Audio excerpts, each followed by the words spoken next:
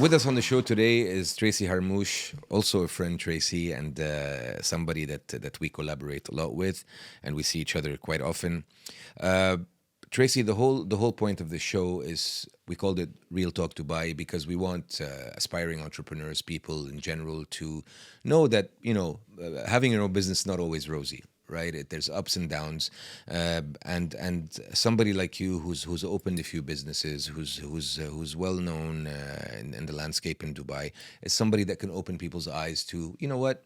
Sometimes it's great, sometimes it's not so great, and so on and so forth. So thank you for being with us today. Of course, my pleasure, always. As an intro to this, I'd like you to tell us a bit about the Tracy that people don't know. I mean, we know from social media what you do here, your different projects, so on and so forth. But what was Tracy before Tracy came to the UAE?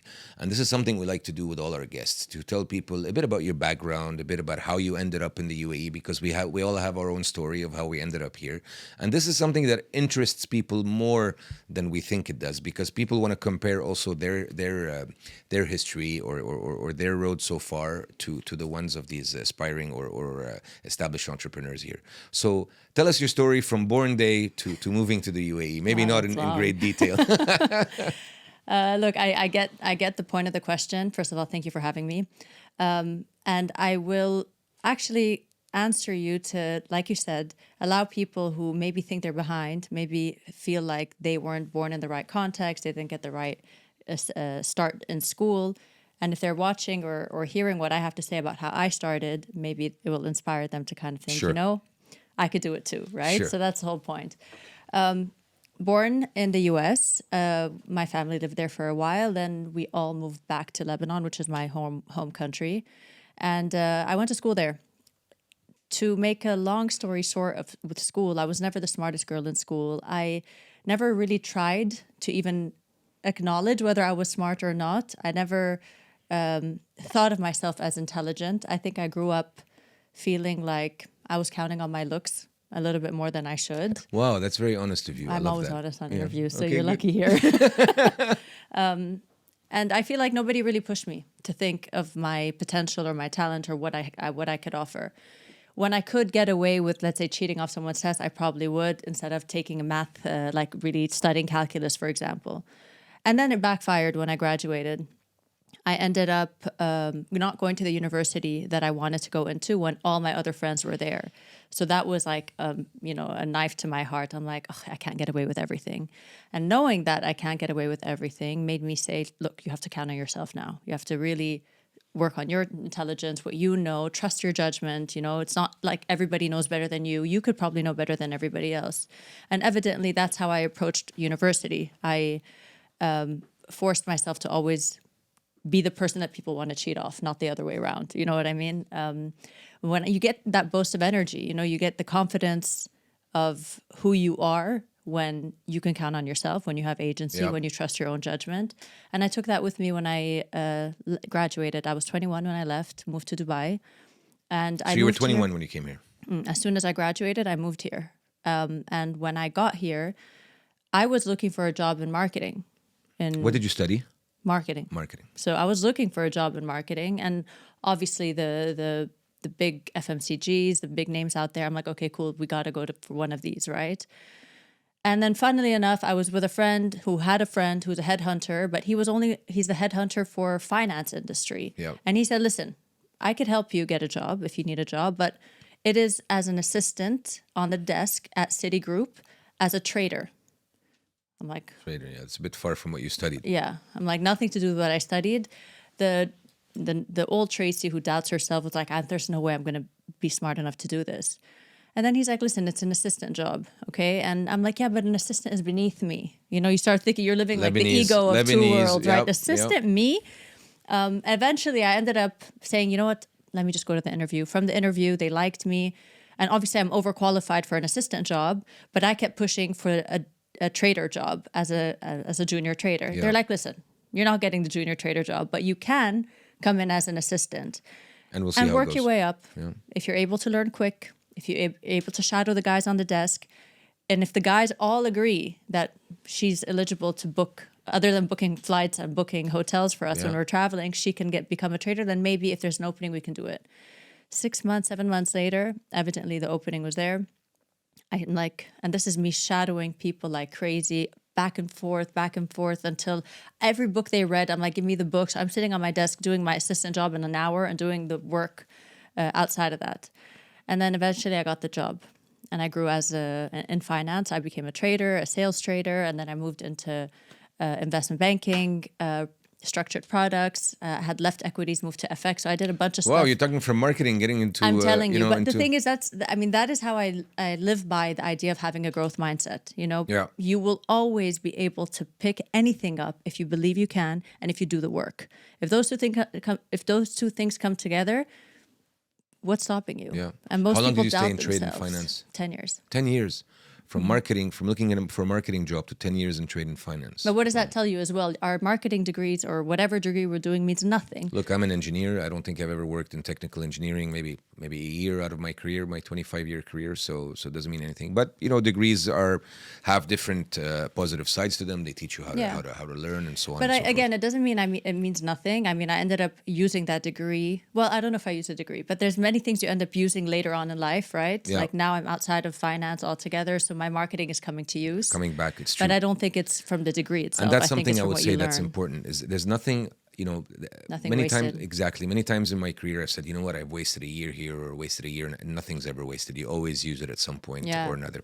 Super. All right. So Tracy, so you were in finance for 10 years, and you're going to tell us in a bit how you moved from that. You've set up two businesses that we're going to talk about today. One of them is Untraceable, and the other one's Mama Booza. So I'd like to talk about Untraceable first, then about Mama Booza, and then talk about you as a person and a bit of the shadows of what we don't see on social media and so on and so forth. First, Untraceable. How did the idea come along? How did you transition from trading equities and all that into all of a sudden this new brand? How did it come along, and how did you transition to that to start with? Look, I wish I had a very inspirational story. You don't have to. That's the whole that's the whole point about the show. Yeah. It's real talk, right? So we want to know. Yeah. So the transition was very abrupt. But the phase of which I really realized I don't belong here anymore. I am meant for different things. I don't want to say bigger and better because everyone's job is amazing, but different. And I realized that as I started going on holiday on year 7, 8, 9, while I was still in finance, and my friends would ask me, "So how are you? How's work?" I'm like, "Good. So how are you?" Yeah. And the fact that I subject. just brushed my job off. I mean, now if somebody tells me how's work, I won't shut up. And you could tell the difference when you're really invested in what you're doing. Passionate about something. And it's not so much about passion as much as it is fulfillment, I feel. Like if you feel fulfilled, fulfillment is everything, you know? You're absolutely right. And I always say, you know what, I don't feel, when people talk to me about, to those who get offended, about work-life balance, I say, look, I don't really have a work-life balance because I don't really differentiate between my work and my life, because I enjoy my work so much that to me, I sometimes work while I'm living, and then I sometimes live while I'm working, and I don't see this red line between work and life. So I guess that's what fulfillment's about. Absolutely. And fulfillment, I mean, the more important thing is that fulfillment doesn't always look good. It's not happiness. Happiness is like a sought after emotion that only the people that think in the passion world will probably think of, like, oh my God, my passion will make me happy. But fulfillment is you're doing something that matters. Yeah. And that also comes with hardship, with difficult days, with losing a lot of money, with making money, then losing it again, with doubting yourself. But at least you're working towards a vision or a goal that matters, and that's fulfillment. It doesn't necessarily mean happy. And tell me a bit about Untraceable. So where did the name come from? Obviously, we do the relations with Tracy, but what does the name mean to you? What is this business about? What was it that you said, you know what? Because it's not, when I look at Untraceable, I can't point what exactly that business does, right? And surely it developed from your first idea into a multitude of things and so on and so forth. But when it clicked, right? Untraceable, I can understand. Tracy, Untraceable. But what does the word mean to you? What were you associating it with as a product or a service or a business? So, like you said, initially Untraceable was meant for something. And which is why I always say, if you're a new entrepreneur, you're starting a business, you're not meant to figure everything out. You can start with something really small and then expand your line of business to 100 other things. And that's very important. People want to map everything out from the beginning, and you just never know in which direction your business is going to go. So that's a very good point. So initially, I wanted to go on untraceable destinations, on adventure trips. There you go. Like, okay. that's how it started. Okay. So I'm like, untraceable, that's where the adventure is going to happen, right? Untraced destinations where you can, detach, go on an adventure, grow. The purpose of it was exactly what I was telling you about with how I started envisioning life, that you need to have a growth mindset, try new things, get uncomfortable, do hard things. And where are you going to do that? Detach, go somewhere untouched, untraced. I'll take you. This was the initial It's a great idea, by the way, yeah. Yeah, the COVID was a very good idea. So COVID we had to didn't agree, reshift, right? COVID didn't agree. And then slowly I started repurposing Untraceable. It just stayed as a company name, so it doesn't necessarily have to have a deep meaning. But everything it's cool that it's also with your name, right? So that's easy to remember. Yeah, exactly. So Untraceable developed into a self-optimization program across productivity, habits, the foundation of your health in terms of fitness, how you eat, how you live, your lifestyle. If you enhance that, just the basics, because people want the big goal, they want the big purpose, but they don't have their basics intact. They don't know how to be productive. They don't know how to instill good habits. If you don't know how to have your basics, you don't know how to eat comfortably without feeling horrible every day. You don't know how to move your body so that you tame your mind. If you don't have your foundation set, then how are you going to build and focus on your purpose? And is that the niche that you identified that you were going after? That's Untraceable. Untraceable is a self-optimization program that I get you to feel like you 10.0. When you're there, it's so much easier to build from there, to focus on family, on friendships, on work, on loved ones, Do you think that people sign up to Untraceable or follow Untraceable because they want, and this is a bit of an uneasy question to answer, is it because they want results or because they want to look and be like Tracy? And you're very self-aware of the image that you have because you work on that image and you portray that image. Do you think people want to have that image, want to be like Tracy, or do you think they genuinely just want results, whatever the results are? And I'm sure you have the answer because you talk to a lot of those clients. I have the answer. I actually think about it all the time. Yeah. I would hope that they want to look like me and act like me. And I would hope that my brand, I represent my brand. Yeah. We live in an age where a lot of people don't represent their brand. True. I won't take life coach advice from someone that doesn't have their life together. I will not take health advice from someone that doesn't look physically healthy. I would not take financial advice from someone that doesn't have their finances put together. Sense. So I need to live the role or look like the part in order for people to say that's possible. And if I show how it looks like when my life is not together, which I do a lot, versus what it looks like when my life is together. Yep. I would hope that inspires them to do the same for their body type, for how they think, for their purpose. Not everybody wants to have the same ambitions as me, but almost everybody, 5,500 members so far in my program. Impressive. Almost all of them come to me with the same issues. I don't feel good. I don't know why. I feel uncomfortable in my body. My mind is all over the place, the anxiety, the grogginess. So everybody has those problems. You cannot deny them. Now, if I could tell them what is possible by showing them that I set an example for myself, then so be it. That's thanks again. I mean, I know that you're an honest person in general, but I think this is the kind of things that we want here. We want people to see that the reality of things, right? And my next question was going to be how do you deal with the pressure of always having to look good, look a certain way, because that's what's signing people onto the program.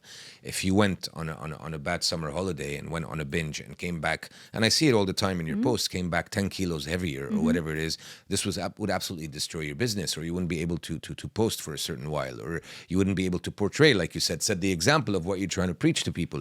So how do you deal with that pressure of always having to be fit, look good, at the very least appear that you're healthy, both mind and body? It's not an easy pressure to deal with. How do you deal with that, and how is it affecting you? How has it been affecting you? Because you have your other businesses as well. You have your life. You have, life throws a lot of things at us. Yeah. Okay. So 2 things I would say to that point. One, it's a lot of pressure, absolutely a lot of pressure. And a lot of times when I'm slacking off, not only am I hard on myself and I like to make sure I'm on top of things, but then I also feel the pressure of I'm not living up to the expectation of what everybody else should be should be admiring about me, so to say. Even my own friends, if I try to push them to go to the gym and lift weights, and I'm looking bulky, and there's this whole idea of like, oh, weights bulk you, but I know weights don't bulk you. It's what you're eating that bulks you. Yeah. And because I'm a foodie and sometimes I end up slacking off, I bulk because I'm weight training and I'm eating whatever at the I same want. time, yeah. The words itself, my friends will never be convinced. So the only way that you can convince anybody of anything is if By you showing them. you live the part and you lead by example. You don't preach by example. So on one end, yes, it is pressure, but on the other end, it also is a global accountability. I always tell people, if you want to get something done, yes, everything is hard, okay? Being overweight is hard and trying to be thin is hard. I don't know. Tell me about it. You know, I'm a yo-yo with my weight. Yeah, Up and both down, of them up are and down, hard, yeah. right? I mean, trying to build $1 million business is hard, but also being broke is hard. Yeah. Everything is hard. You choose which hard do you want. I always say this to people.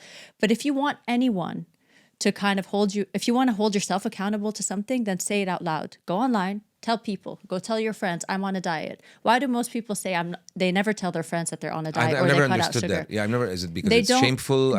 They don't tell people because they know that early on that they're going to break that promise to themselves. Yeah. They know next week I might have that cake and I don't want people not to respect Judged, me. yeah. So let me not say it and I'll privately pretend like I'm dieting. So yes, it's hard, but let people hold you accountable. So I always thank my platform.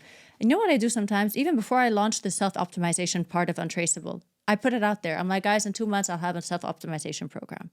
Because for 6 months, I was thinking about it, never moved. But then you force yourself I worked backwards. by announcing it. Yeah, it's a pretty good trick. Mm. That's a pretty good trick. Well done.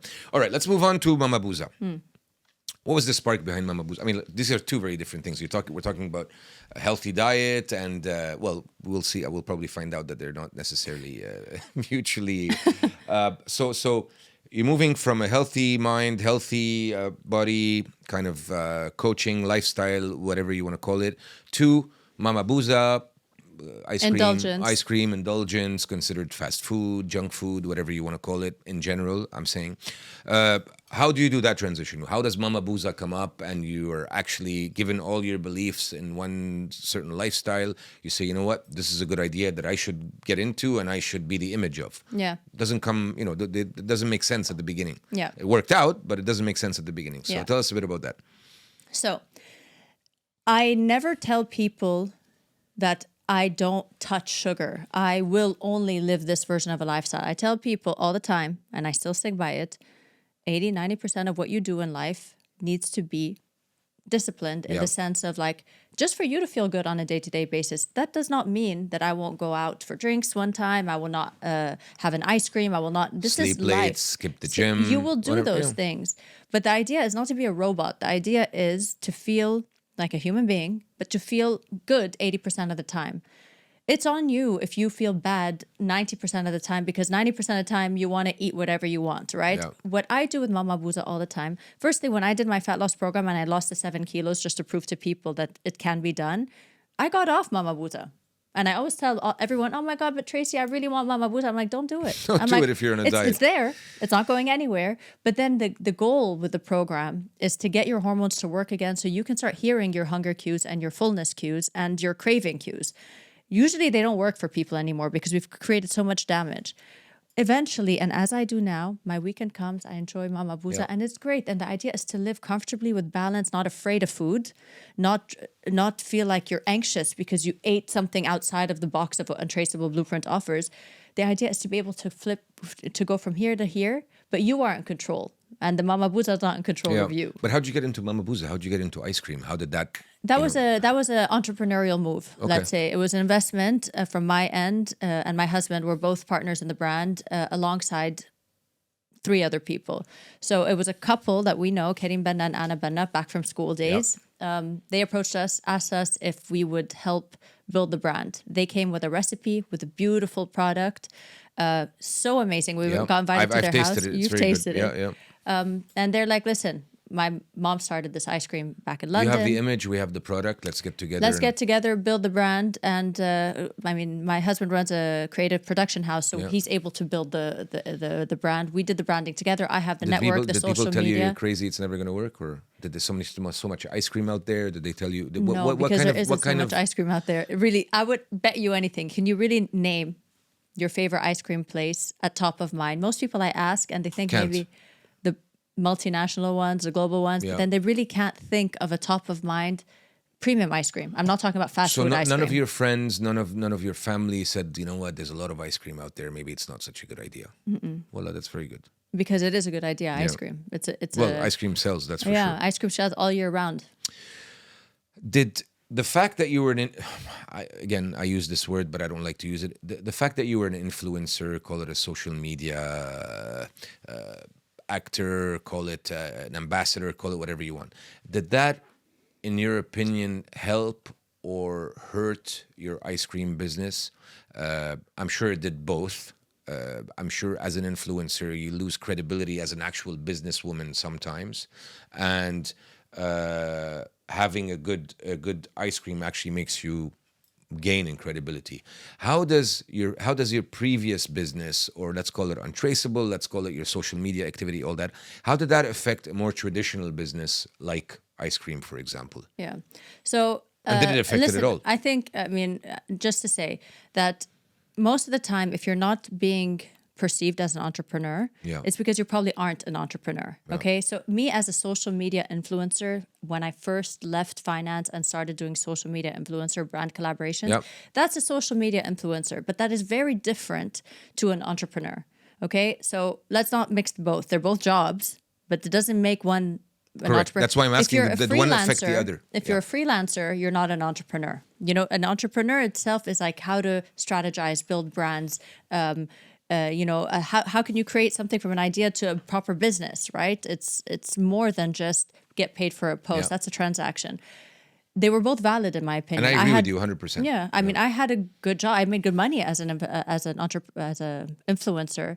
But when I started doing entrepreneurship, I saw myself as an entrepreneur. I slowly started to transition, and people started seeing me as an entrepreneur. So, given that, the fact that I have a platform doesn't mean I'm an influencer per se, but it means my platform helps me a lot to market my product. And a big reason why the partners approached me is because a part of my sweat equity was I can show you what can be done with my platform, with my contacts, with my influencers. We've done some collabs for Virtuzone based on that as well. Of course. So 100% it helps. And I always say this, having a platform doesn't make you an influencer. Every single person needs to have a platform today. From the biggest CEO to everybody has to have a platform. I'm doing this podcast. You have to. I'm like, this is how you're going to market yourself. That's how you're going to make business. I mean, my business coach, he moved his own following from 200K to he has like 1.7 million. He makes just on coaching calls because of his social media, and he sold 3 businesses at $100 million valuation each. He's in software, but he built and started educating people on his platform, and only on his coaching calls, he makes $28 million. Amazing. So you have to have a platform. Speaking of selling your business, what are your plans for Mama Booza? Where would you like, it's still, I think, I wouldn't say in nascent stages, but it's still in the early days of the business.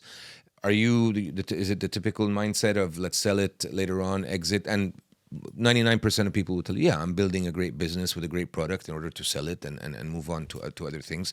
That's, I would think, everybody's ultimate goal. Maybe not yours, but in general will be everybody's ultimate goal. What is more of your short to medium, I would say, term plans in terms of for you, right? Mm-hmm. I mean, what would you like to do with Mama Booza in the next, let's say, 2 to 5 years? So, very soon we already started our franchising deals, so we're very happy about that. The first one is going to be out by, I would say, next week. So depending on when this podcast is out, maybe I could talk about it. But I could say the first one because it's literally already there. We're just stocking up, and we are going to be in Lebanon. Wow, fantastic. Yeah, we're very excited. And the second one is somewhere in the GCC, but I'm just not going to talk about it now. Yeah. And of course, I mean, Mama Booza, if I'm going to think of one ultimate goal, it's mother of all ice cream. Yeah. We'll go everywhere. If we can go, I mean, think big if you can. Do you think from now? Do you think now of European course. Markets, American markets? We're talking to everybody. Well, okay. Yeah. It's like, I mean, we're moving quickly. Very good. And the idea is to be able to make it the mother of all ice cream. So Excellent. think And big I wish or you go I wish home. you all the best with it, because I love your ice cream, by Thank the you way. so And especially much. the flavors that you have are amazing. Thank you. Okay, so we've talked about the businesses. Now let's talk a bit more about Tracy, right? Because real talk involves the person, just like the business, just like everything else. I'll start with a probably cliche question, but who's Tracy Harmoush when the cameras are off? Who are you? What do you do? What kind of person are you? I mean, I know because I'm a friend of yours, but for people who don't know, I'll be honest with you, and I'll give a pre-answer to what you're going to answer. I don't think that you're much different. I was literally off the gonna say I don't that. think that you're much different off the camera than on camera, if you want. But I'll let you also answer. What is it that people don't see on camera that you'd like people to know about you, for example, or stuff that you can't really show in a video or in a picture? I mean, you're right about that. I feel like I'm very much the same on camera and off camera, and I do that on purpose because by design, if I don't feel like I'm being authentic, it just frustrates me. But if I would say, let's say, a personal thing that maybe people don't necessarily know about me is that I'm very, I feel like endearing and youngish with my husband, and people don't probably see me in that light. They're like, "What do you mean, Tracy's like, oh, she has her shit together and whatever," but with my husband, I'm like a little girl. So I think that's probably something they don't know. So what's in that line of thought? What's one assumption that people make about you that couldn't be further from the truth? For example, that I always have my stuff together. Yeah, There's the perfect No, perfect life. Yeah. It is hard. It is hard. I have to try, and every time I slip, I take 2 steps forward. I take 1 step back. But I know the importance of having my stuff together, having the ability to have systems in place, to be able to focus. I force myself to focus, and then I slip, and then I do it again. So it doesn't come easy. If everyone looks at me and says, "Oh, but it comes easy to her," but I can't because I have so-and-so issue. I have ADHD. I have this. I hear this all the time. It is hard for everybody. You just have to put in the reps. Everybody you have has to try. its It's a challenges. muscle. You have to work it, keep working it, and it gets a little bit, you become a bit stronger today than you were maybe a month ago. But it's hard for everyone. Yeah. So, look, one typical thing about entrepreneurs, especially serial entrepreneurs, is they're doing a lot of things at the same time. You know, clearly, you have your influencing business, you have Untraceable, you have Mama Booza, you're doing this now, you're a speaker at events, you're a presenter, you're this, you're that. It comes to a point where there's too much going on. Yeah. How do you deal with that pressure, that constant pressure? And this is typical of serial entrepreneurs because they're doing so many things at the same time. It's not like you got one business, you're focusing on that business, and that could be, that could be tiring as well. You're doing a lot of things at the same time, and all these things require your focus. Not easy on physical health, not easy on mental health, not easy on relationship health, on any of those. How do you manage? Because everybody has that stress, right? And we've all been through it, and we all have that stress. And especially us entrepreneurs who do a lot of things know how to deal with it and are familiar with it.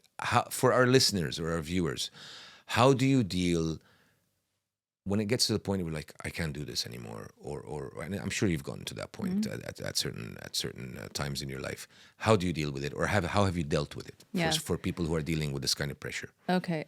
First, I cry. Okay, that's I good. get anxious. I cry. I'm like, oh my God, I can't do this anymore. I'm taking on too much. It's too much. Then I stop a day, a 2, a night, whatever. And I think, what systems can I put in place? What action can I do today to move in a different direction? And I always say this, if you don't move, you're just stuck in your thoughts and your fears and your anxiety and you procrastinate and you doom scroll. You have to just move. And I think the best way to move when you feel so anxious is, first of all, declutter. And I do this all the time. What am I doing that is steering me away from focusing on the one thing or the 2 things that really matter?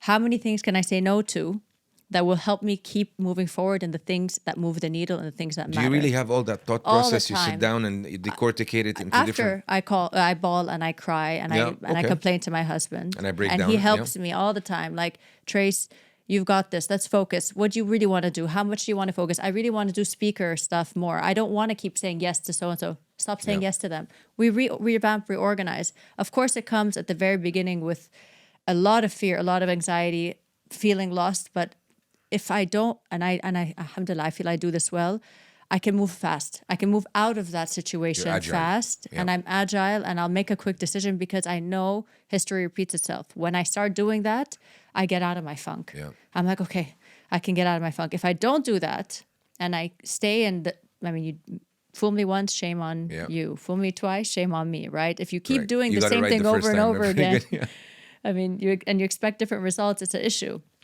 So I would just say move and take action on one little thing. Declutter your house, even if it's decluttering your house, if it's canceling on one thing that really gave you an anxiety, cutting out a friend that really. When there's when there's offers, when there's money involved, it's difficult. Which will lead me to the next question. I'm sure you're solicited quite often to be an ambassador for certain brands, to promote certain things. It's just part of being an influencer, and which is an art by itself and an industry by itself, which you correctly separated from being an entrepreneur or something like that. Is there stuff that you won't promote? Is there something specific or some things that you refuse to promote? Of course. Now, yes. Before, when I needed money, I promoted anything. So if somebody said, I'd like you to... No, because I remember at the very beginning, you had a storyline and you were always, this is not within my...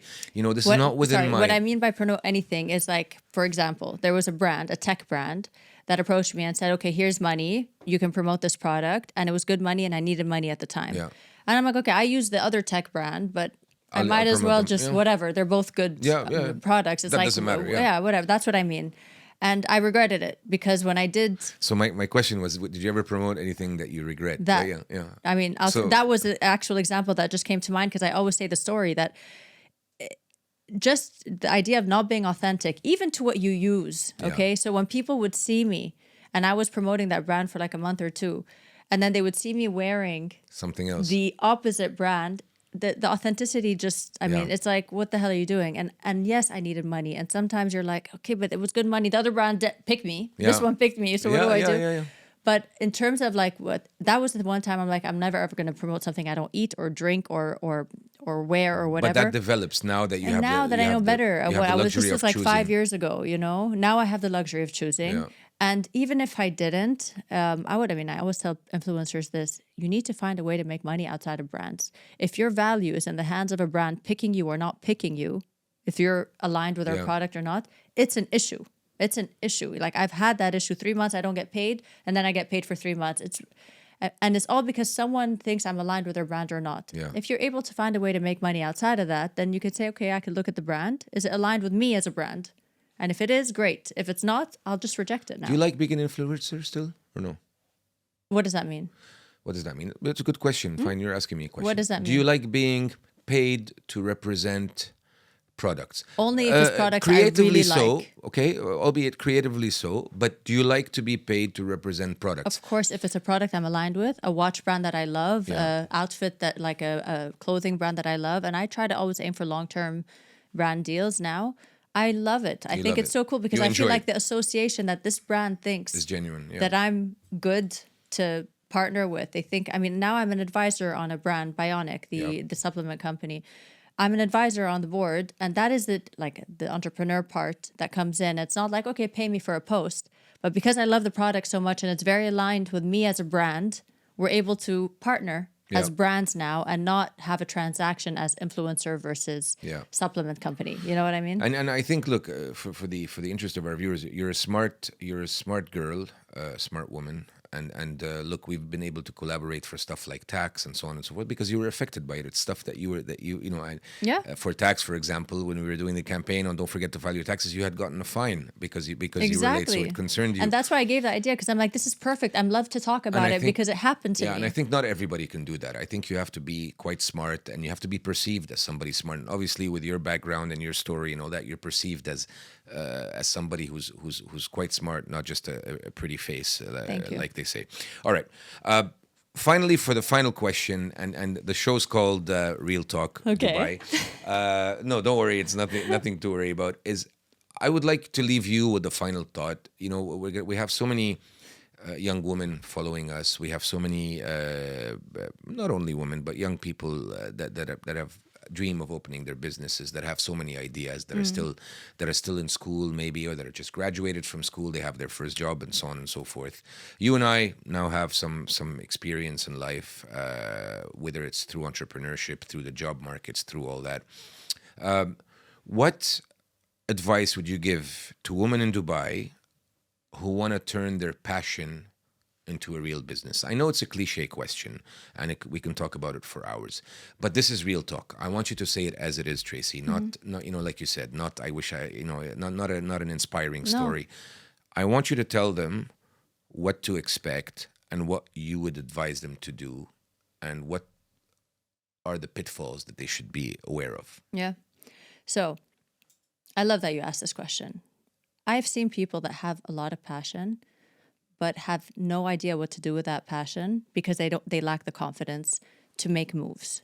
So I would say the first thing you need to do, and I swear it's not just to circle it back to what I do as a job, but because I wholeheartedly believe it. I came from a place where I believed I was dumber than most people, that I couldn't, and I had to always look elsewhere. I had no agency. I came from that place. When you take your life in your own hands, you start instilling a little bit of consistency and discipline and habits and productivity and things that matter to you, even if they're really small. You eventually build the confidence because you were able to keep promises to yourself on the little things of your foundation.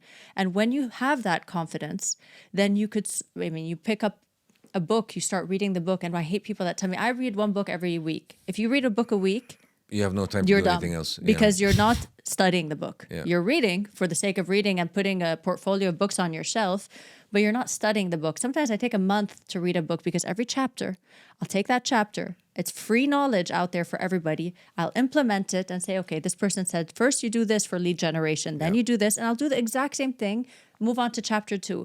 So when you have agency and when you have confidence, you start seeing yourself as someone who's capable. I'm able to commit to the gym. I'm able to commit to habits. I'm able to commit.